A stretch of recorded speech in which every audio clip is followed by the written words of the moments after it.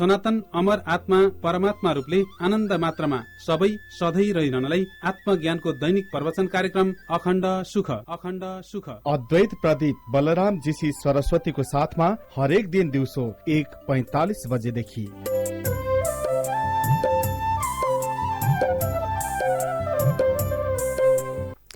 नमस्कार।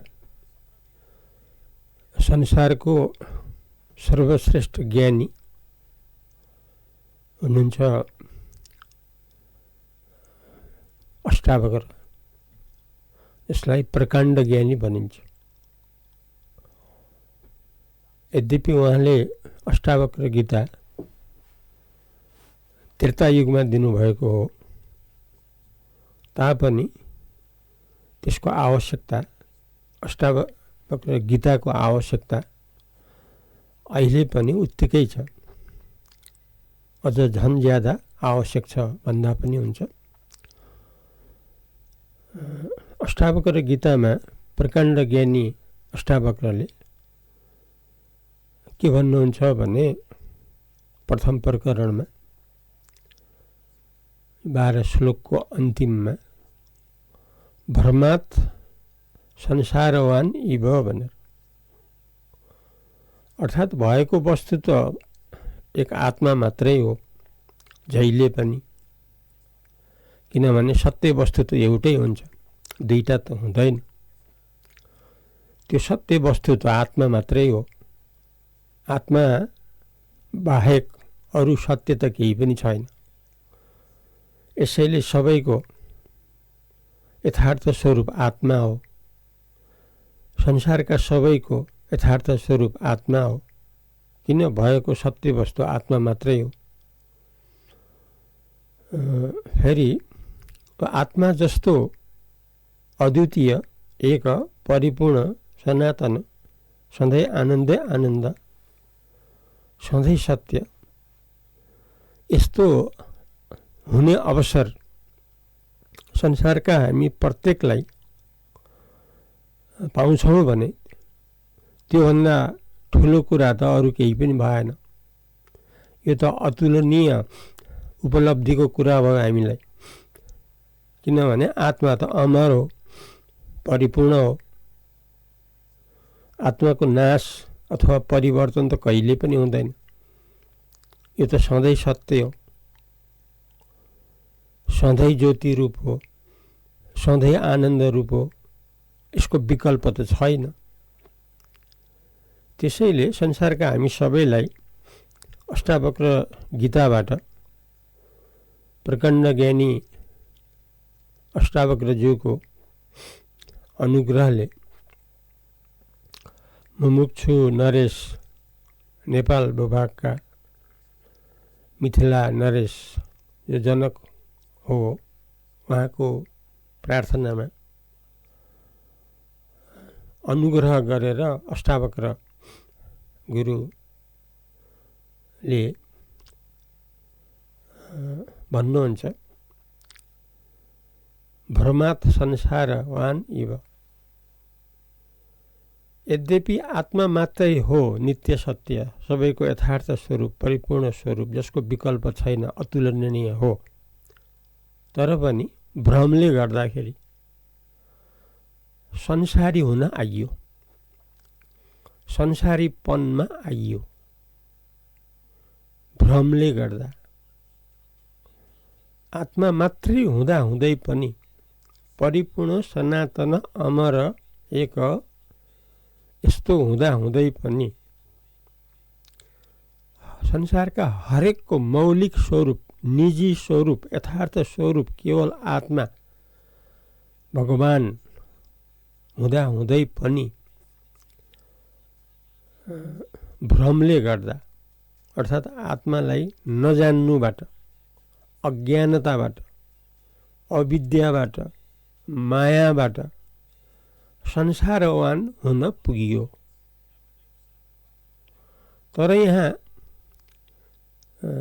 दुईटा कहिले पनि एकैचोटि सत्य हुँदैन। आत्मा पनि संसार पनि एकै समयमा दुवै सत्य कहिले पनि हुन सक्दैन। सत्य एउटै छ। केवल सत्य पहिलाका दिनमा, आजका दिनमा, भविष्यमा पनि एउटै छ। त्यो हो आत्मा, केवल आत्मा। आत्मा अद्वितीय, परिपूर्ण, सर्वव्यापक हो। तर भ्रमले गर्दाखेरि संसारी रूप आयो। कसलाई भन्दाखेरि जसले आत्मालाई जानिएको छैन। हुनाले त्यसकारणले संसारमा आइयो। किन? आत्मालाई नजान्नुबाट, आत्मालाई नजानेर आत्मामा नरहिरहनुबाट। तर यहाँ दुईटा छैन। फेरि संसारवान भए तापनि, संसारी भए तापनि यो त भ्रमबाट आएको। भ्रम त टिक्दैन। केही समय टिक्ला, 10-20 वर्ष, 50-100 वर्ष, 100-200 वर्ष टिक्ला, अथवा लाखौं करोडौं वर्ष टिक्ला। अविनाशी त टिक्दैन, सदाकालीन त टिक्दैन, हर हालतमा टिक्दैन। किनभने सृष्टि भएको चिज त नाश हुन्छ। जस्तो मानिसको जन्म भएको हुनाले मृत्यु हुन्छ। किन? जन्म भएको हुनाले। जहाँ जन्म त्यहाँ मृत्यु हुन्छ। त्यस्तै संसार सृष्टिबाट आएको, जहाँ सृष्टि त्यहाँ प्रलय हुन्छ। एउटा समयको अन्तराल मात्रै हो, समयको फरक मात्रै हो। हुनाले जो सदाकालीन होइन, जो बिचमा देखिन्छ, पहिला पनि थिएन, पछि पनि थिएन, बिचमा देखियो। बिचमा देखिँदैमा साँचो हुँदैन। जस्तो शरीर, हाम्रो शरीर, संसारका हाम्रा शरीर जन्मनुको पहिला थिएन, मृत्युपछि रहँदैन। त्यसकारणले वर्तमानमा पनि वास्तवमा होइन। त्यसो भए के हो त यो देखिएको भन्दा भ्रमले देखिएको। आत्मज्ञान गरे यो हराइहाल्छ, रहन्छ आत्मा मात्रै। किन? यहाँ दुईटा कहीँ पनि सत्य हुँदैन, सत्य एउटै हुन्छ। त्यसकारणले आत्मा पनि संसार पनि यस्तो सम्भव छैन। आत्मामा रहे संसार आत्मामा हराउँछ, आत्मा मात्रै बाँकी रहन्छ। आत्मालाई नजाने, नजान्दासम्म संसार भ्रमबाट रहिराखेको हुन्छ। तर हो भ्रमरूप संसार। तर यहाँ दुईटा छैन। एउटै समयमा आत्मा पनि संसार पनि यस्तो सम्भव कसैलाई कहिले पनि सम्भव छैन। आत्माको प्रत्यक्ष अनुभवमा संसारको अभाव हुन्छ, संसारको विलय हुन्छ। किन? सत्य एक आत्मा मात्रै हो। आत्मामा स्थिति भएन भने त्यति बेला अज्ञानबाट, मायाबाट, अविद्याबाट भ्रम रूपले संसार शरीर आउँछ। कहिलेसम्म भन्दा जबसम्म फेरि आत्मालाई यथार्थ जान्न सकिँदैन। यहाँ महाभारतको दृष्टान्त ल्याउँ, किनकि महाभारत पाँचौं वेद भनिन्छ। सारा कुरा त्यसमा छ। कर्मयोगका कुरा, भक्ति योगका कुरा, ज्ञानका कुरा, मुक्तिका कुरा, सारा कुरा त्यसभित्र छ। जस्तो अब श्रीमद् भगवद गीता महाभारतभित्रकै हो। त्यहाँ कर्मका कुरा, भक्तिका कुराहरू त्यो गीतामा 13 अध्यायदेखि 18 अध्यायसम्म ज्ञानै ज्ञानका कुराहरू छन्। मुक्तिका कुरा छ, मोक्षको कुरा छ। हुनाले महाभारत हो सबै कुरा सबैका लागि जान्न सकिने यथार्थ माध्यम। त्यसकारण त्यहाँ जे खोजे त्यहाँ भेटाइन्छ।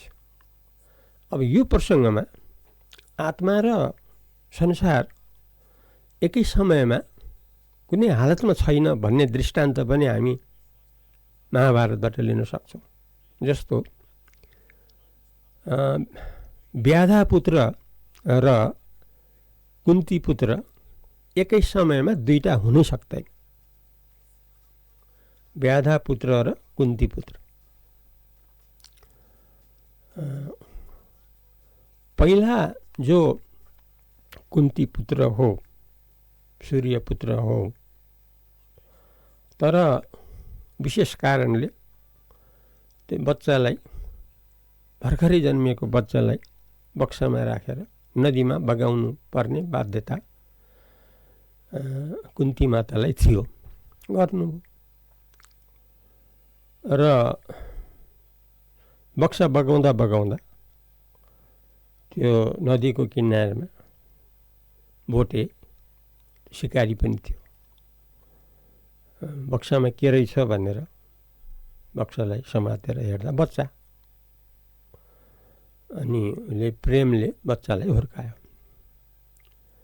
सिकारी पनि थियो व्याधा, नामै व्याधा।